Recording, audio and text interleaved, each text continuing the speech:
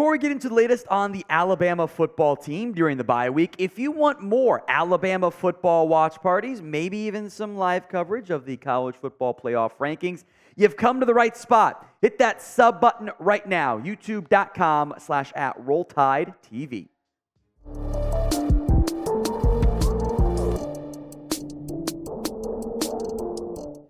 Bye week is here, but head coach Nick Saban still talking with media and said, which maybe is disconcerting because it's Nick Saban, and he's having fun this year, coaching the Alabama football team despite some of their struggles so far this season, relatively speaking. Here's what Saban said. I love it. It's been great. The challenges are great. I enjoy coaching this team.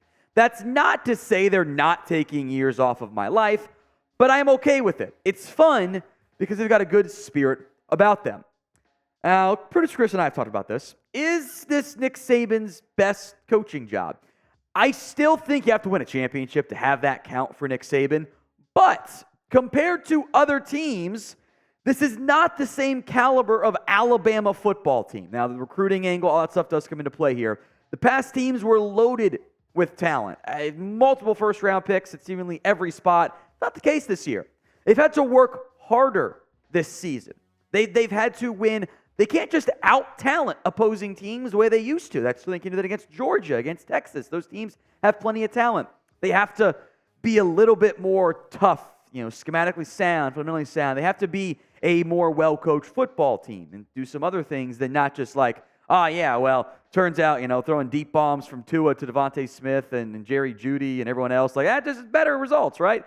Not the same level of talent. It's bad talent, but it's not as good as it was in previous seasons. This team is winning football games, honestly, through some grit. I did not believe, and I think producer Chris, you would agree with me, this team had the ability to come back from down 2 scores against a ranked opponent like they did against Tennessee. They found a way to make that happen. It is a bit of a throwback team where, the running game was actually pretty decent. They'll hit some big plays from Jalen Milroe, and the defense will carry them. So this particular idea, do you agree or disagree? Is this Nick Saban's best coaching job at Alabama so far? Obviously, that I think will really be determined by how things move on the rest of the season. But so far, is this among the best jobs Nick Saban has done at Alabama? 1 for yes, 0 for no. You'll vote at the pinned comments of today's video. If the ad comes on YouTube, take advantage of it. Head down there and let me know. Here's what Paul Finebaum said about winning the West for Alabama this year, which is the short-term goal. It says book it. Book your reservations for Atlanta. This Alabama team is one of the most resilient I've seen under Nick Saban. In fact, since that Texas game, I think it's one of Nick Saban's, if not his best, coaching job. This is not the talented Alabama teams we've seen in the past. This all sounds familiar, doesn't it? We don't have Heisman Trophy winners like Bryce Young or even Tua or Jalen Hurts or Mac Jones. It's a completely different operation. But they dig down deep. Remember yesterday, they looked lost at halftime, down 13. They came back. They stormed back. And Nick Saban, I think, has this team in a very good place. A bye week now. LSU in 2 weeks, and that will be for the SEC West. We'll spend some more time here on the SEC West and the implications of the upcoming games, but today's show is made possible by Prize Picks. It is the easiest and most exciting way to play daily fantasy sports. It's just you against the numbers. Instead of battling thousands of other players, the pros, the sharks, you just pick more than or less than on 2 to 6 player stat projections, and you watch the winnings roll in. I am now fully on board the flex play. It's a bit of the coward's way, but I've hit a bunch of 2 of 3s in recent weeks with the flex play, so I'm going to keep doing it, and that way I can still get one wrong and come out on top. My NFL picks, week's college football ones will be available later. The short-term NFL picks this week, again, we'll get to the CFBs once those come out. Bryce Young, more than 210.5 passing yards. I'm feeling a breakout game. A 1 touchdown for Travis Kelce. Come on, it's going to happen. It's Kelce, especially if Taylor Swift is there. Trevor Lawrence, I'll take the more than passing yards as well. I'm going to go back onto that train here. Prize Picks will give you a first deposit match up to $100 when you use code CLNS over at prizepicks.com/CLNS. Again, prizepicks.com/CLNS. Use code CLNS for that first deposit match up to $100. The link and the code will be in the comment section and the description of today's show.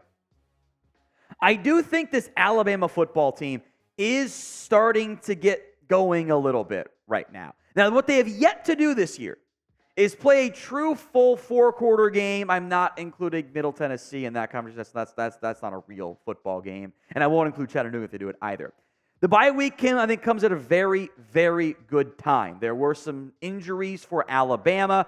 Terrion Arnold had a concussion. Malachi Moore just gets some more rest for that ankle. And you played 8 straight games. Now you get some rest and some breather. It's pretty good timing, which is exactly what Nick Saban said. Talk about the bye week workload. Physically, we do an analysis of what we do workload-wise this week compared to other weeks. It's 43%. If you take Sunday through Sunday, not playing a game next Saturday, not practicing today, which is referring to Monday, having 5 days off out of the next whatever 8, they do 43% of the workload. That should help guys physically recover. Now, this matters as we get into the meat of the SEC race. The SEC West has a couple of obvious contenders right now. It is not Arkansas. I kind of think Sam Pittman's going to get fired, which, by the way, O-line coach next year? Just throwing it out there. You got your guy, but Pittman be an upgrade. Plus, it's the Nick Saban school for coaches who can't coach, good want to do other stuff, good too. Works every time. Auburn's bad. That means the Iron Bowl will be close. Guarantee it. Mississippi State, you already beat them. A&M already beat them. Ole Miss, you've taken care of business there too. They're only a game back of you, but you had the tiebreaker. And then LSU, the second seed right now in the SEC West behind the SEC undefeated Alabama. It is very clear that everyone expects Bama to make it to the SEC West championship game. The odds are astounding. Georgia's minus 160. That makes sense. They should win the East. Alabama is plus 210. LSU's plus 800. Tennessee and Missouri is actually kind of good this year. Crazy, right? They're plus 4,000. Basically, big advantage there for Alabama at plus 210 against LSU plus 800. That will be an important game coming up here in just a few weeks. Now, if you think Alabama will win the SEC West this year, spam West. Now, that's the short-term goal. You want to win more. By the way, you still control your own destiny in the college football playoff. You win out, you're getting in. If you lose a game in the championship game, it's probably not going to happen for you. But spam West if you think Bama will win the SEC West this year. Let's talk offensive line praise here. We have been very negative. Well, I don't know. We've been very accurate about the offensive line. We have been fair but balanced, or whatever buzz phrase we want to use there. I do think the offensive line played their best game of the season against Tennessee. I was terrified of James Pierce and these other Tennessee edge rushers, and what'd they do? They didn't do much of anything. So let's give the boys some praise and keep it fair and balanced. I thought Kaydn Proctor had one of his best games ever. He did still allow 2 sacks. Again, you can see there were 3 pressures allowed. That's not actually all that much. But when you allow 2 sacks, again, I think it's some quarterback issues, get some blame there as well. But he allowed 3 pressures the entire game. Tennessee, as a football team, had 4 pressures. That was it. This is a team that can get tripped 5x that in a single game. I thought he blocked really well on the ground. I think the PFF grades stand up there. Very impressed by Kaydn Proctor against Tennessee, and a very promising sign for him and the offense moving forward with a big-time step forward. So grade Proctor for us against Tennessee. A, B, C, D, or F. The sacks. The strip sack was certainly a big problem for there, so I cannot give him an A, but B or C. Maybe, I think, B-ish as far as I'm concerned. Grade Proctor for us in the comments section. Some other notable offensive line grades here. JC Latham, 86.5 against Tennessee. I don't think he allowed a single pressure all game. I'll double-check my notes on that front there. Tyler Booker, I thought, played pretty well as well at left guard. His best game of the season. Latham allowed 1 pressure, actually. Correction. Jaeden Roberts, who left the game with what certainly looked like a really bad ankle injury or leg injury of some capacity, and then he's fine. He ended up missing 2 snaps in total. 0 sacks, 0 hits, 0 hurries, 68.4 run blocking grade. Darian Dalcourt was fine in the 2 snaps he played there. Seth McLaughlin was better this week. I thought that was the best game, especially relative to the talent on the opposing side Bama's offensive line has played all season long.